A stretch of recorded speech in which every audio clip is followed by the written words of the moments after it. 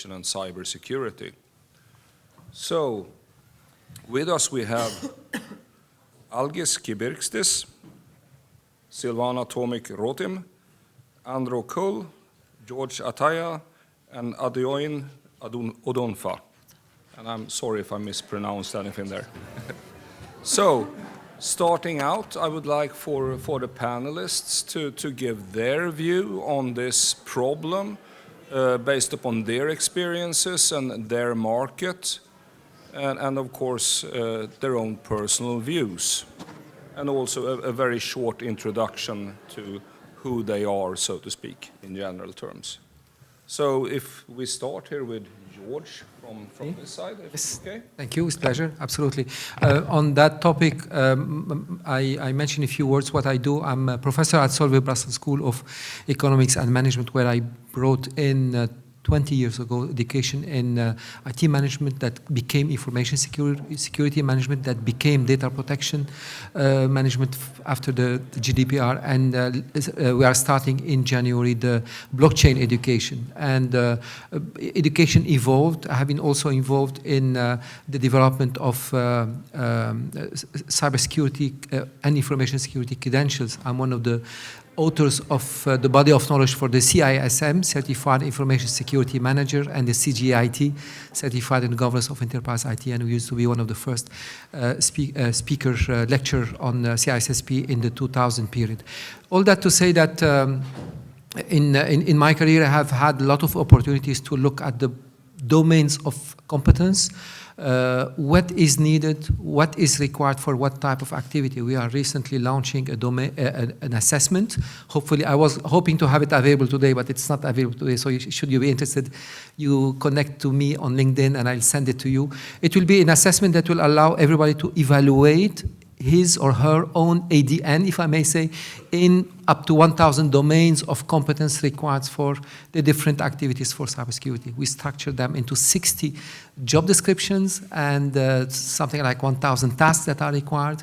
And the idea is to how to accompany, it should become a companion for our career, our competences, in order to evolve and gain all those activities that are required.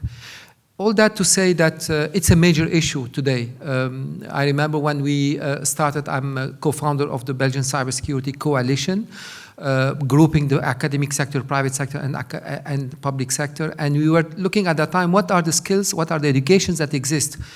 And all what people could find are CEH or CISSP or certifications like those. And the issue is, yes, but the different types of requirement, the different types of activities that are needed for a cybersecurity expert, whether it's forensic, whether it's operation, whether it is network management, are not necessarily covered in CISSP.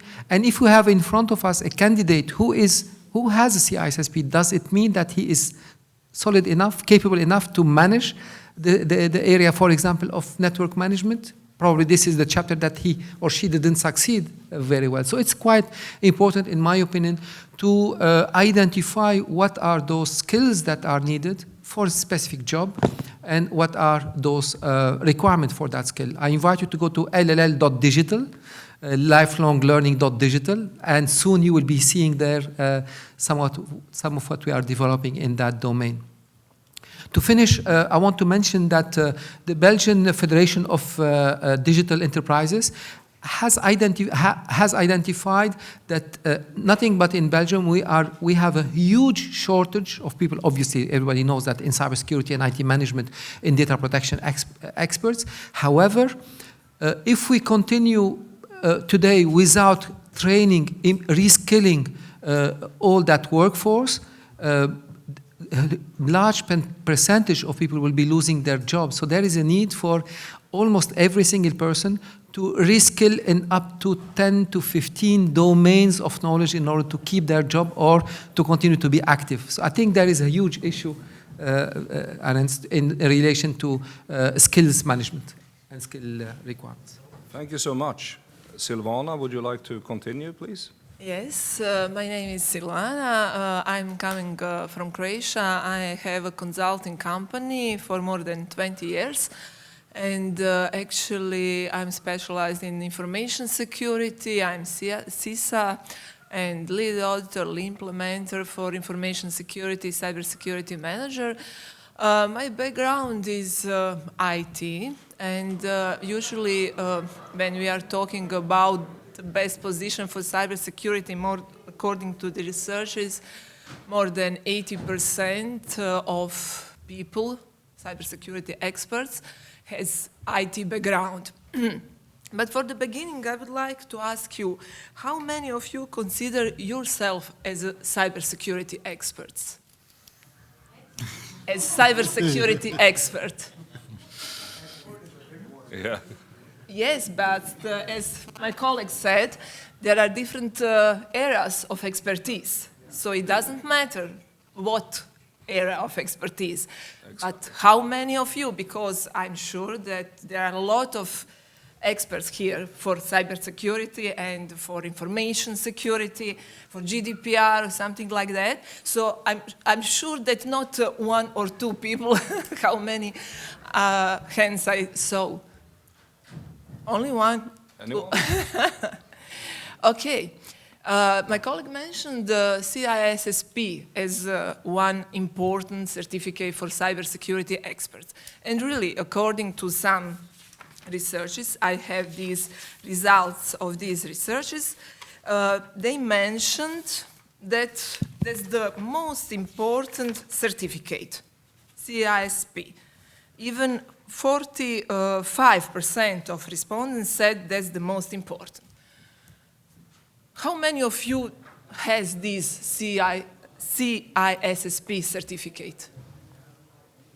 Okay, but I'm sure that you are not agree with these, I don't know, these facts from the research, because really there are a lot of area of cybersecurity expertise, and it's not just enough, or it's not just the most important prerequisite to have this certificate. There are different other certificates. There are different other area of knowledge, business knowledge, relationship between business and security, targeting some areas of improvement, recognizing some area of problems. And now actually, depending on who is asked, if we have shortage of people with cybersecurity skills, or there are issues with the hiring processes, because a lot of companies insist on some big cybersecurity experts with a lot of certificates. But if we are talking about shortage of cybersecurity expertise, are there any other possibilities? If it's possible to look for people who are enthusiastic, who are willing to learn, who are willing to develop themselves in this area, even if they are not experts in this moment. That's definitely one solution, one possible solution that we should think about. Also, now, if we are investing in cybersecurity in all our companies, different companies, big, small, if it's cost effective, it depends.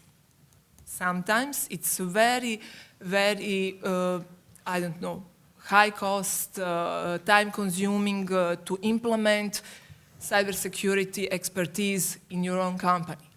Also, there is the other solution that should be possible in that situation, to make this cybersecurity expertise as a service. That means there are probably a lot of you also have some your companies that are managed security service providers. I talked now to a colleague from Slovenia, and he mentioned that this kind of provider for GDPR, for example, but also it is possible to provide these services in cybersecurity. Some of companies are experts for application security, some of them for network security, for VPN, for, I don't know, some other things. We are talking now about IoT, artificial intelligence, cloud computing security. That's now mentioned and as the biggest issue in cybersecurity area. So is it necessary to have experts for all of these in our own companies, or it's better to engage some managed security service providers for these topics? That's also could be a question. Thank you. Thank you so much. Let's go to the next panelist. A question? Okay, so let's do the questions. Yes. Okay, with the mic. I think one of the drivers that we always ask for certifications is actually that during audits, we are always asked, how do you ensure that your InfoSec team is qualified? The authorities ask that, the auditors ask that, the SOX auditors ask that. Definitely. And showing them a certificate is actually the evidence you can provide that you chose your security team in a proper manner and that they have the qualification to do the job. And I think that's some way of a hindrance to get more talent in that would be talented to do the job. However, we would fail on the compliance side. That's not a solution or a question, but I think that's one of the main drivers why the companies ask for these certifications like CISM, CISSP, yes, and so on. Definitely, I definitely agree with you, because I'm also competing on different tenders, and all of these certificates are asked, because otherwise I wouldn't be certified for CISA, for ISO lead auditor, implementer, PMI, PMP, etc. So that's the truth. But I just wanted to say that we maybe should think, if we are talking about cybersecurity experts shortage, to think to engage for maybe for the beginning, for junior position, some people who are willing to learn, who are enthusiastic, and who will be certified in the future, definitely. Okay, thank you for the question. Thank you so much. Adedoyin? Okay, my name is Adedoyin. I'm founder and CEO of Digital Jewels, which is an IT GRC consulting and capacity building company founded out of Lagos, Nigeria, but with a presence in about 9 different African countries. My spin on the cybersecurity talent shortage is slightly different. I think clearly, as was said in the earlier panel, that there will be more and more attacks. I'm sure we all agree. Is there anybody in this room who thinks there will not be more attacks? I'd like to have a discussion with you if you do so. So there will be more attacks, but I think indeed there's a school of thought that says that cybersecurity itself is a fallacy. And that because there will be more attacks, and because the bad guys seem to be always a step ahead, perhaps what we should be thinking more about is cyber resilience. So cybersecurity assumes that we'll be able to protect or defend against attacks. Cyber resilience begins to accept that some of these attacks will be successful, and that what businesses and organizations need to build is the capacity to reduce the impact, reduce the probability, and be able to recover very quickly from these attacks so that you get back to business as normal as quickly as possible. So if you look at it from a cyber resilience viewpoint, I think that the talent shortage is even a lot bigger. Because now we're talking about a fusion of cybersecurity, information security, and business continuity management skills. Because yes, you want to do all that is possible to be able to reduce, prevent attacks, but you also want to be able to build in the resilience, the capability, the capacity to be able to detect the attacks very quickly and to be able to get back to business as quickly as possible. And so more attacks are coming. There is also more regulation. From Africa, which is where I'm from, and as I said, we do business from many parts of Africa, we're finding that there is a shift, a clear shift to electronic payment methods from the cash methods that we had previously been used to. Now, because the regulators realize that if you move to an electronic platform without necessarily taking care of the security issues, then you're sitting on a time bomb. So there's been a lot more regulation. around information security, around cybersecurity, and that is also impacting organizations, and as was just said earlier, imposing very stringent requirements on what kind of capacity and capability you need in cybersecurity. So that again sort of compounds the talent shortage.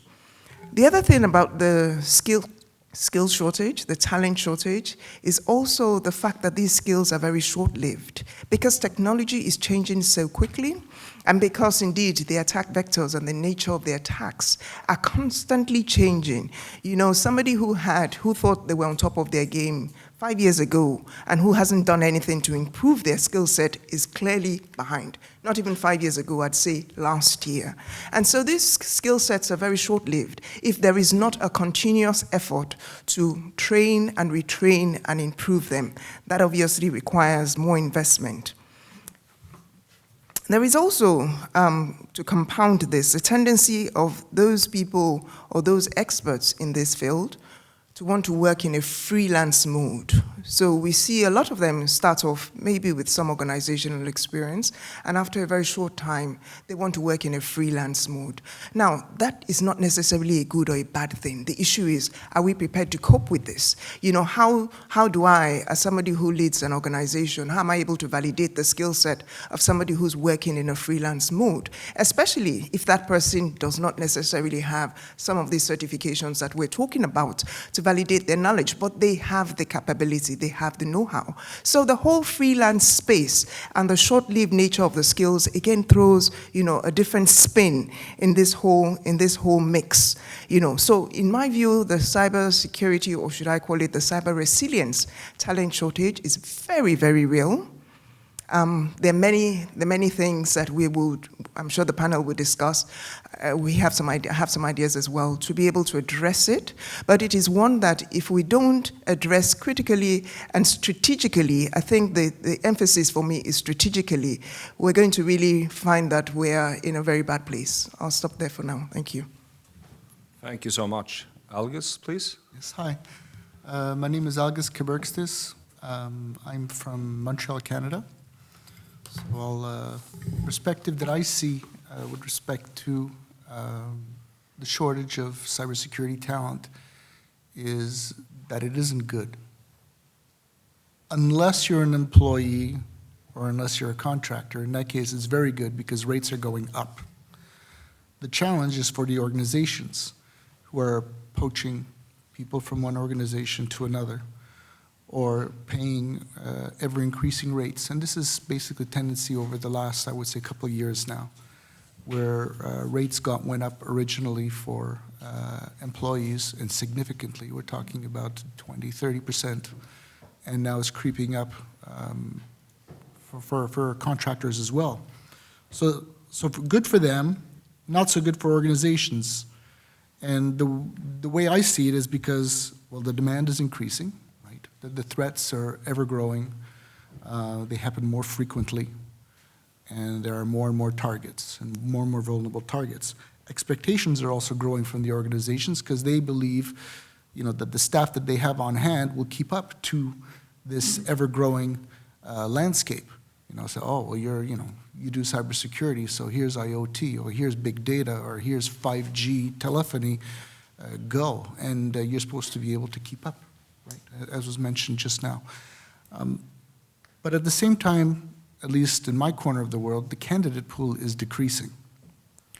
So while there is universities that have now degrees in cybersecurity that have come up, you know, at all the different levels, many people that went into cybersecurity, say, 10 years ago, have moved on. You know, they've gone to the other next shiny object that have come up. They become data scientists.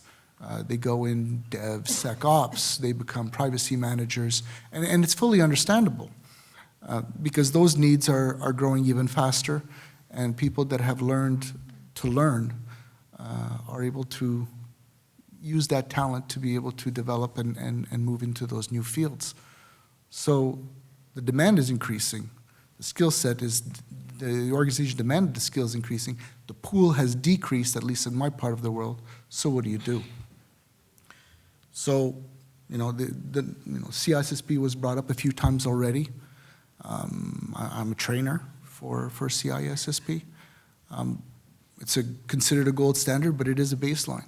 And for people that are generalists, it's very important, and it may not be the ideal place to start maybe for some people that are more technically oriented, but it is considered in many parts or by many organizations as a way to filter out candidatures. So it is maybe an excellent place to start and something worth considering.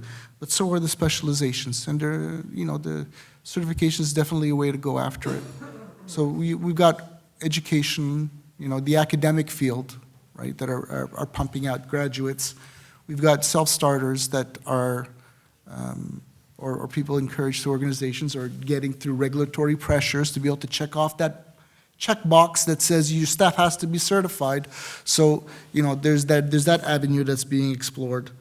And one of the considerations that I'm introducing or would like to reinforce is to bring in more than awareness training to the rest of the staff in an organization, but to raise that bar, to improve the security knowledge and the skill set in that organization, in your organizations, so that the information security professionals in those organizations that have been tagged with those responsibilities can go beyond basic hygiene, your passwords and your implementation of cryptographic capabilities, and tackle the real issues at hand.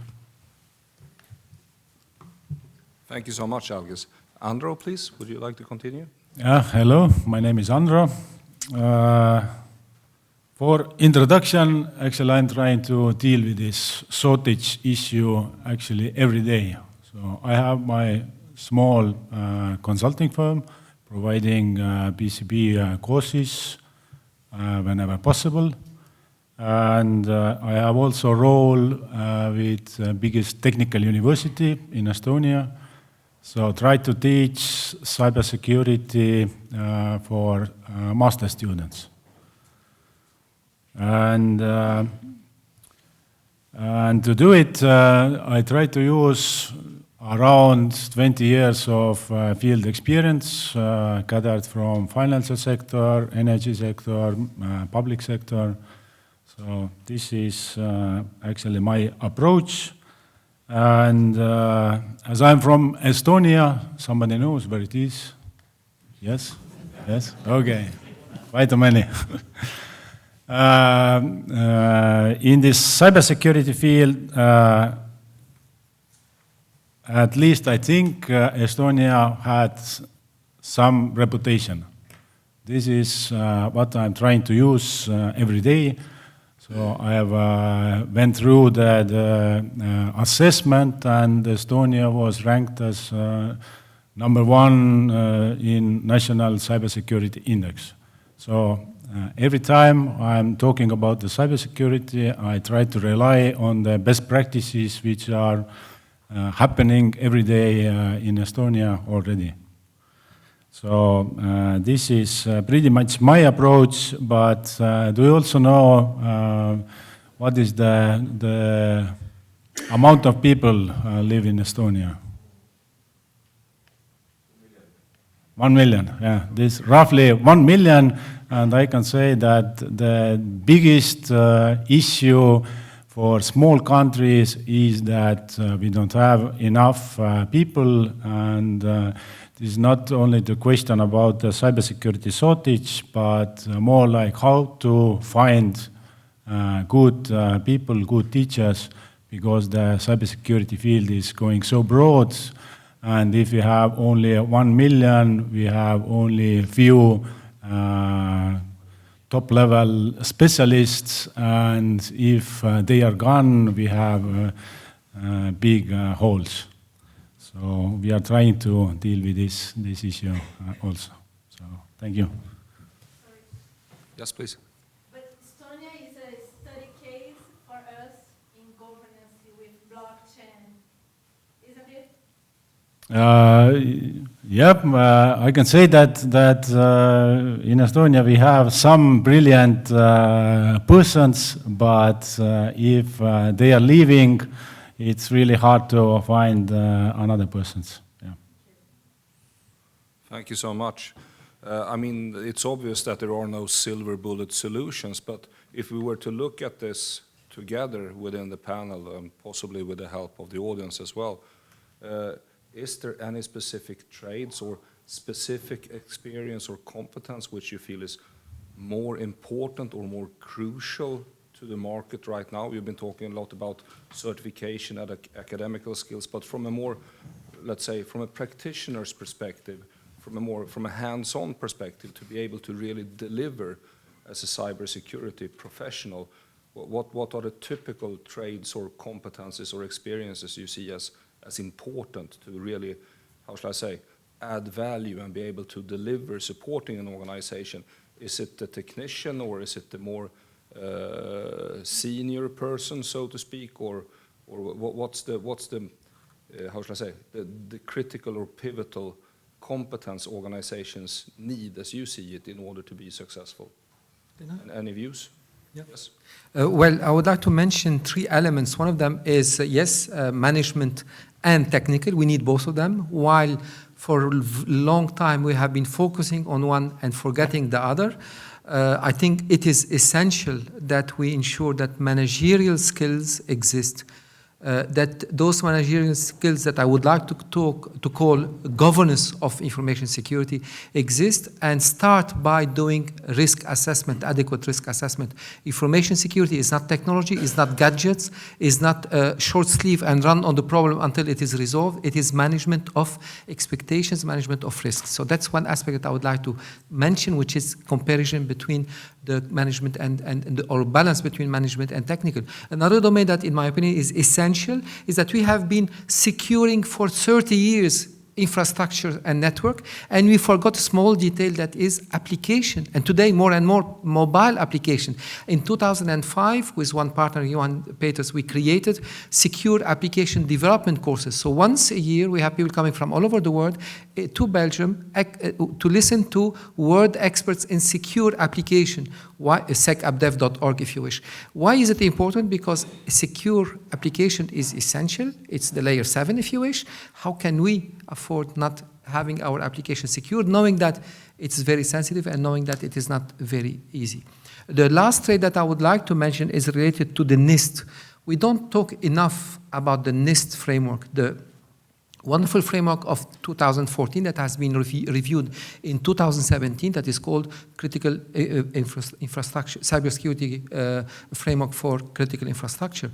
And the advantage of that structuring of the 5 domains of knowledge or of activity related to cybersecurity, looking at identification, looking at protection, detection, response, and recovery. While many of us may be strong, to respond to your question, maybe of us may be good in one or the other domain, we may find organizations that are focusing much on investing on, for example, risk management, on CERT, etc. Response management, or some others are spending a lot of time on development of procedures and policies.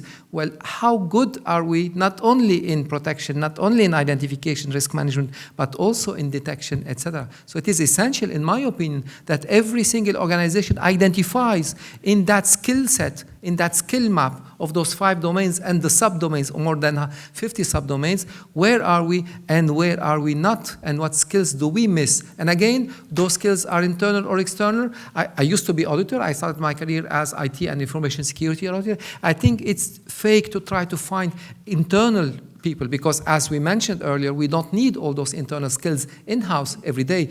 The issue is, how can we prove to an auditor that we can fetch those when we need them? Okay, when we need them in a situation of incident, it is more urgent, but when we need them in a situation of protecting or identifying protection needs, then it may be not as urgent. So we have to identify how can we find those skills, and what are those typical skills, that catalog of skills that should be available to us, and for which we have to be prepared to fetch the people when necessary. Thank you. If I may add to that, I'd like to take a holistic view of it. And I'd like to start or focus very strongly on the board, executive management, essentially for two reasons. First of all, oftentimes they're missed out of the usual awareness programs. And so they tend to actually, with a lot of directors, they don't even know the basic hygiene factors of security. I've been to dinner with a bank chairman before who gave her card to the waiter to take to the till. And I said to her, why are you doing that? And she said, why not? So if she's doing that, she's a chairperson of a board of a bank, then I guess all her colleagues are doing the same thing. A lot of boards today use a smart board infrastructure. They put all their board documents on, on a portal. The security around that portal is usually very weak because the board members, if they're forced to use strong passwords, they will, but they're usually passwords that they will share with their assistants so that they can remember or they'll write them somewhere. So what I'm saying is that group of people, and I'm talking about large traditional organizations now, tend to be fairly vulnerable and overlooked in the general awareness programs. Perhaps the stronger reason for me is because clearly they make the investment decisions. And getting them to internalize the importance of cybersecurity, information security, cyber resilience as an urgent imperative really sets the tone. And what I've found is that we have to spend time and be very creative interacting with that group of people. Typically, the CISO goes in, makes a presentation with lots of PowerPoints and bullet points. How many of us still go to the boardroom with PowerPoints and bullet points? So the other day I was invited to do an awareness session for a board, and the CISO was going, while we came in, and he was going through this presentation, very dense and very technical, and all the board members were completely disengaged. Everybody was on their device, and they just look up periodically, and they were completely disengaged. When I saw that, I knew that I had to take a different approach. So what I did was to do a scenario-based awareness session. And I've done a number of these scenario-based awareness sessions. I found that using the ones that connect with them personally is very powerful. So I was doing a scenario on business continuity management the other day. I used a scenario of executive kidnap. So they went from their devices to paying attention, to asking questions, to challenging their security team. So what does the policy say on this? So do we pay a ransom or don't we? And they became very engaged because this was touching them personally. The other day I had to do one on cybersecurity, and I used a ransomware attack, but it wasn't just a ransomware attack. We went through a fairly detailed scenario where we were showing press releases from newsprint that had names of the executives. They're sitting up and thinking, that is my name in the press. Social media, inquiries, regulators engaging them and asking them questions, and really, they took it very seriously because they sort of walked the journey and they were able to now, in my view, understand the implications for themselves and for their organizations. So from the board level and executive level, I think we do have to invest in ensuring that they understand and they know why they should invest in this. There's a significant amount of investment needed in this whole cyber resilience game. And if we don't get them on board, it's going to be very, very frustrating. We can do all the research that we want to do, we can get all the statistics that we want to do, but if they don't internalize it and they don't connect with it, we will not get them to change their behavior or support this initiative. So we do have to get creative at that level. And then, of course, beyond that level, awareness for everyone. So that, we try and demystify cybersecurity. Everyone in the organization needs to have a baseline. From the executives who have meetings in their office and share, they're sitting across somebody with sensitive information. So I have a client who told me that she made a habit of going to the central bank and sniffing information. And how does she do this? This is real life. She was heading a non-bank financial institution. She goes around, meets with the directors briefly, sits at their table. She said she perfected the art of reading upside down. So she sits at their table and she's chatting with them and she's glimpsing, and And then she goes to two other colleagues and says, what did you learn? What's the new circular? What's going on? And together, they know very well what is likely to happen next. So if people, the average executive, were more conscious of the fact that, clear desk, clear screen is not just something for passing your ISMS certification. It's something that I should practice, and I should not probably be sitting down, with a visitor in my organization or a third party with sensitive information before me. That will also help. From the people who still leave sensitive information, all the typical things in the photocopier and the printer. If everybody was more conscious of these things, and we could reduce the ignorance burden, which is still the reason why there are a lot of cybersecurity breaches. And then we can let the cybersecurity experts focus on the malice and mischief issues, where their skills are probably more needed, and, and let everybody else do what it is that they need to do. So that's the approach that I would advocate. Thank you. Okay. Yes, please. I just want to share with you some answers from security experts regarding this question that Anders asked. What they think, which skills are the most important, which area in cybersecurity. The most important is cloud computing security, according to the respondents of security experts in this research. Even more than 30%. Then we have application security. Then security analysis and investigations. You mentioned that part, this topic. Risk and or compliance administration, also mentioned. Then we have security engineering, penetration testing, senior level security positions. As you can see, this is in the first places. I will not go through all answers, but in the first places with the highest percentage, you have combination of technical expertise and these management expertise, administration expertise regarding risk management, investigation, etc. If you are looking what is the most important according to the security expert, that's technical expertise. Maybe the reason for that is the fact that 80% of cybersecurity experts have this IT background. That's the reason probably why they think that this technical expertise much more important.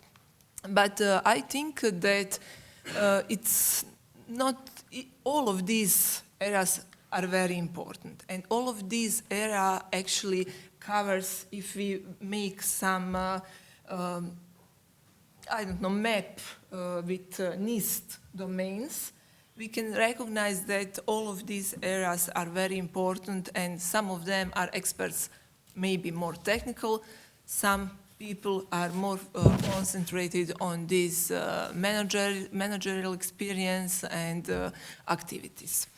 Thank you. Thank you so much. One other question. Yes, please, Andrew.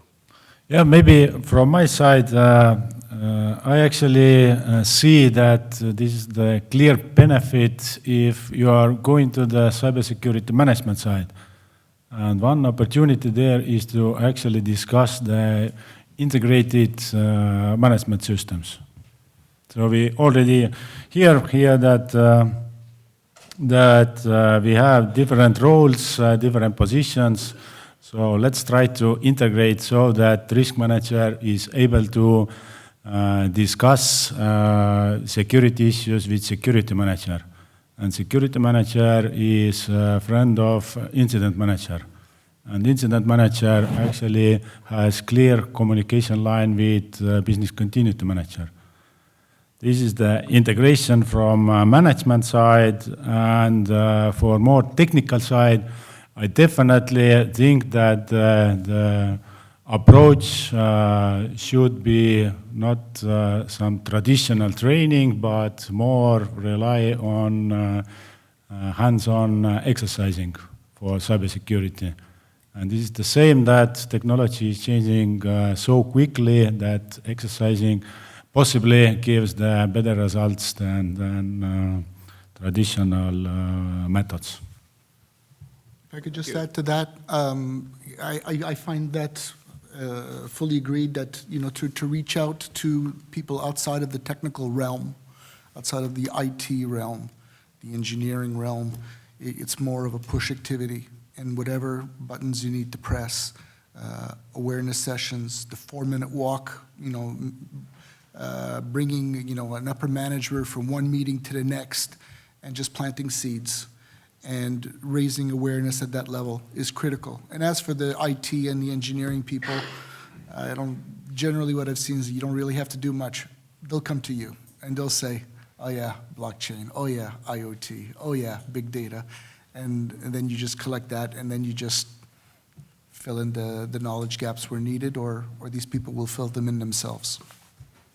Thank you, Algis. If we look at it then, I mean, it's obvious, and that's also the main focus for this discussion, that there is a problem. But if we look at this from another angle, all these companies, especially, let's say, mid-sized companies out there who are often also soft targets to cyber attacks and different types of criminal activities, from an agenda perspective, addressing this problem short term, I mean, there is a problem to recruit, as we have mentioned here, the right people, even to identify who's the right guy or right group to address our needs. What could possibly be on a short-term agenda for a company in general, do you see, within the panel to address this? If they can't get the resources, cannot go out, hire them, buy them, or have difficulties contracting them, are there other initiatives they can do which will, how shall I say, we talked about resilience here as well, which can help the organization at least be less vulnerable or minimize to some extent the impact of cyber attacks? Do you have any views? Yes, Andrew, please. Yeah, from my point of view, at least two things maybe suggested. The first thing is definitely that if you don't have persons, then try to do at least the basic security. If you are able to do basic security, and another approach, or more important, is that let's do some cyber hygiene for your employees. This, I think, definitely helps. Thank you. Any other views? Yes, please. Just to say, of course, if you don't have your own resource, if you can't engage or outsource these activities, maybe close the eyes and hope that any attacks happened. Yeah. But of course, that's not solution. So maybe for the beginning, you can start with really some systematic approach. Then you start with implementing information security management system. Just to recognize what are your the main information assets more valuable for you. What are the main risks on this asset? What should you protect? And that's the first step. You can put on the table what you have, what are the risks, what should you do?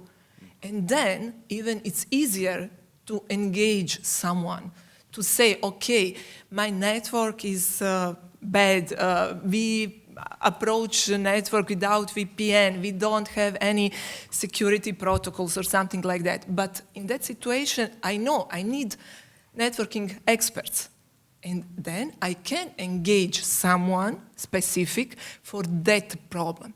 But if I don't know anything, what kind of risks I have, what kind of problem I have, that's the really only solution to close the eyes. But I think that's this good way how to start.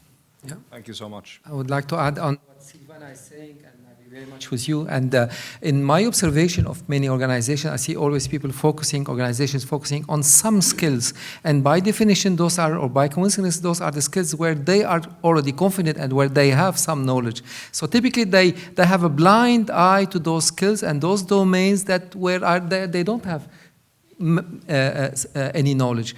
And this is those are exactly their vulnerabilities. So unless we have, as Silvana mentioned, an overall plan, unless we have an effective leadership as Chief Information Security Officer who knows what are our objectives. Because many times we hire people coming from another industry, and we say to them, okay, why don't you help us implementing some security? Yeah, but what is your business? What are your weaknesses? What are your business objectives for which we have to put in place some protections? And let us start from those, which means top down and not bottom up. And bottom up is typically where what I observed. Bottom up is typically where we bring some engineers, bright people, expert in forensic and in protection, in continuity and everything, and they start building their own domains, their own islands of protection, but they are not aware that this is or this is not in line with what the business, with what our business requires, with the type of data and type of operations and type of activities and type of industrial secrets that we have to protect. What is what we have to protect? What is that roadmap that we have to put in place? What leadership do we need in every domain, technical and managerial, and going forward? Jean-Luc Allard? That means that when training people in the university, they need to address the three elements of the classical triad: people, process, technology. Yes. Because if an expert in cybersecurity do not know that the first point to address is the business process and how this business process is implemented in the technology, he won't be able to do it securely. Exactly. And Definitely. when we look at the programs at the high schools, at least as far as I know, it is only the technical aspect that is addressed. So this is completely wrong. Yeah, I agree with that. Yes, I can say that in Croatia it's also the problem, because I graduated the Faculty of Electrical Engineering in Not in our- Computer Science, and that's like you mentioned, this only technical view of the whole story. Nothing from the business or alignment of business and IT, because IT is not for the IT purpose, it's for the business and also security. Exactly. Andrew, please, and then... Actually, just a comment that I'm dealing with this issue every day in university. So trying to teach management and business side to the technical cybersecurity master students. And the main problem is that they are saying that this is boring. But I'm trying to fight further. Okay. Okay, we have just a few minutes left, so questions from the audience, please. Yes, please. But I think that business owner should have understood to distinguish roles. Absolutely. Because cybersecurity is a technical skill for technical specialists.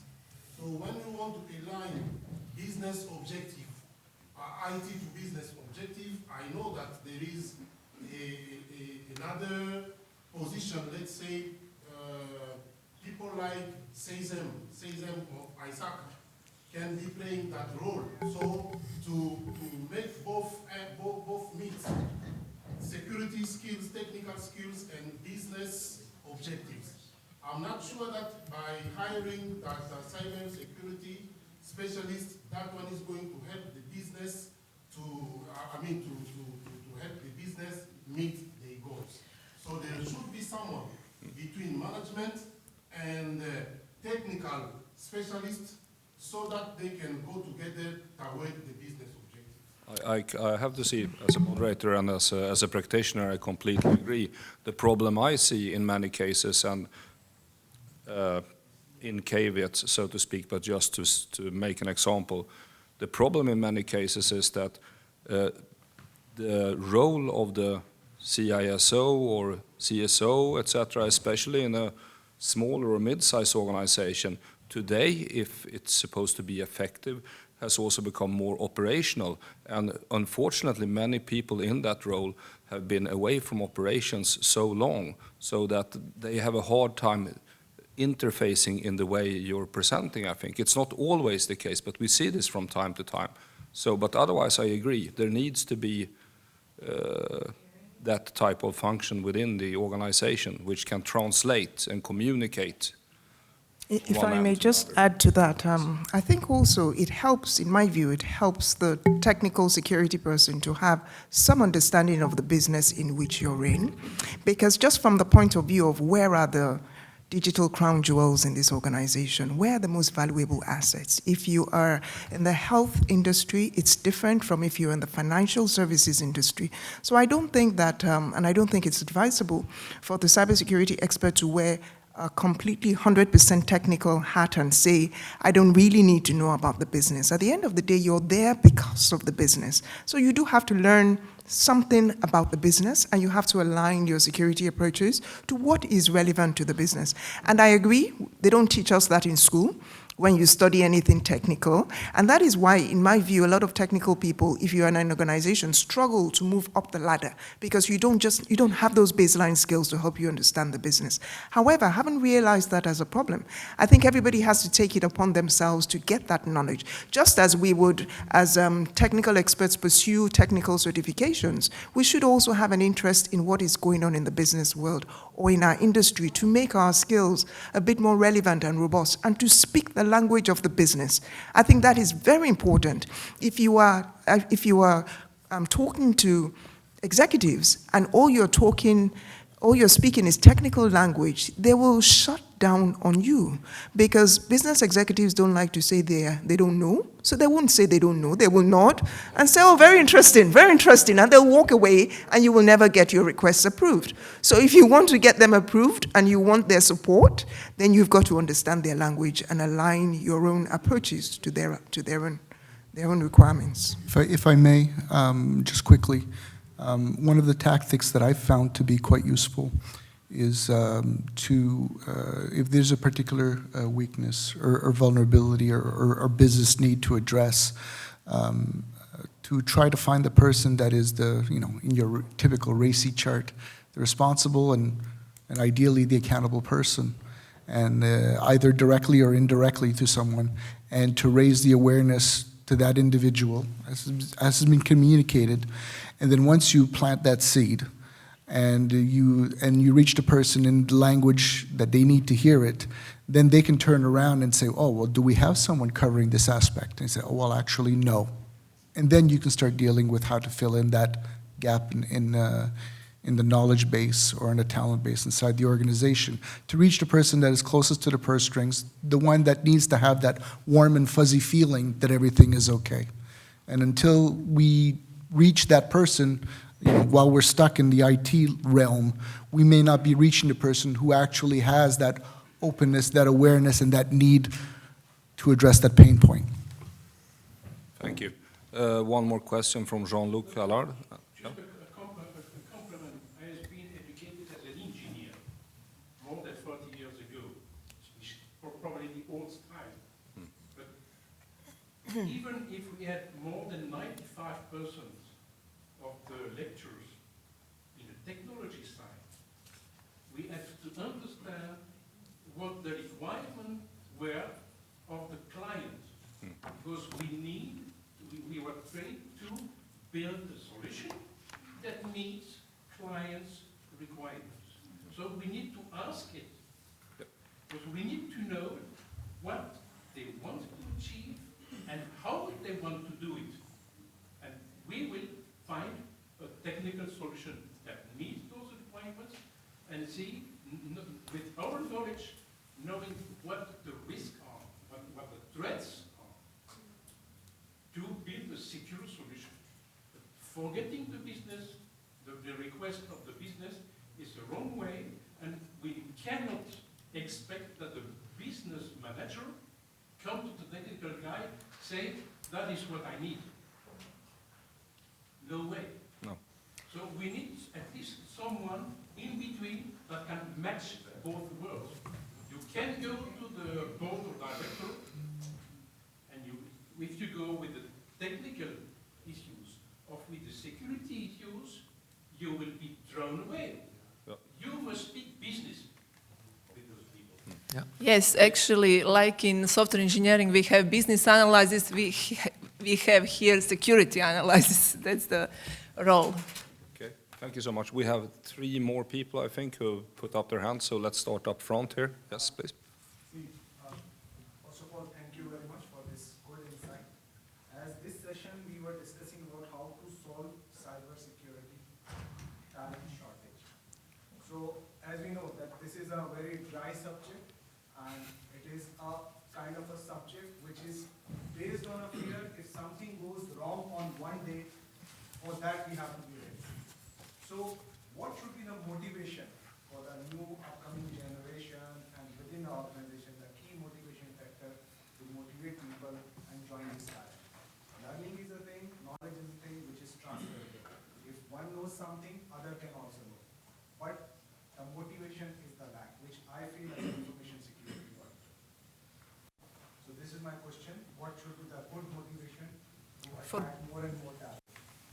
For people to become cybersecurity experts. Because here the discussion is going on for the shortage of the talent. Yes, especially if we are talking also, according to one research, that people are quitting their jobs as security experts. Why? Because the new technologies, blockchain, IoT, Yes, they can. are more disruptive, growing faster, Definitely.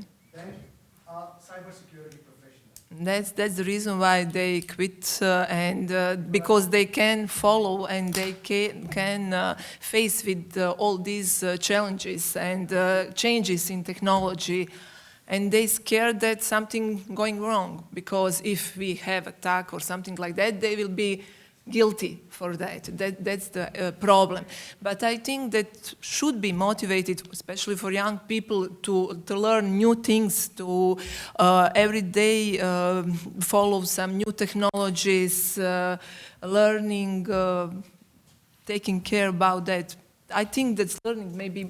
I think we are here today in the right place, because PECB offers so many certification, and certainly everyone. Sorry, I'm not doing any advertisement here, but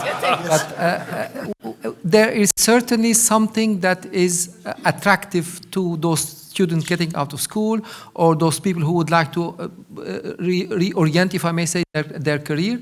And there are so many opportunities for domains of interest. Maybe not interested in that one, but on that other one. And the issue is everybody has to see what motivates him or her more, and how can value on the market. And this is the choice. There are so many choices. People should be motivated into getting into those choices and take action.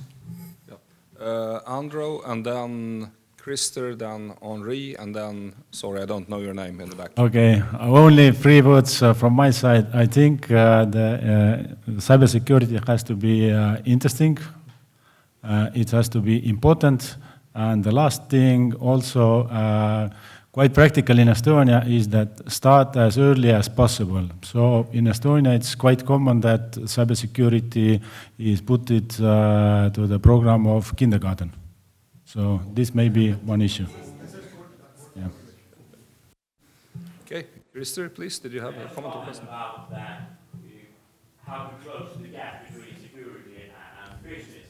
And in the beginning of the 2000th century or 2001 century, there was an effort by Nordic European Bank, Nordea. They called the business CIOs, and those should cover the main business processes, each of them. And they picked from the IT and the business organization, and they had it for a couple of years. It's not easy, even if you have effort. It's some kind of foster, really, covering the need, but it did not have very much implication. So it's not easy, even if you have the road. Mm-hmm.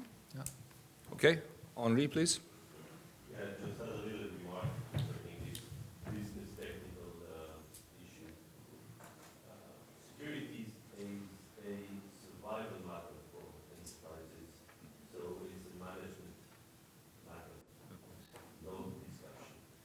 It adds costs, so you have to go where the money is. The money is in the business. It's a management matter again. And all the standards are management standards, not technical standards. Management standards with a technical leg. That's my conception. Thank you.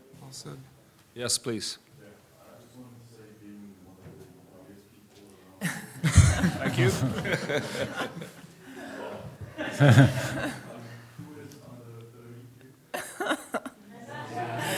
30? Very immature, if that counts. I actually just got into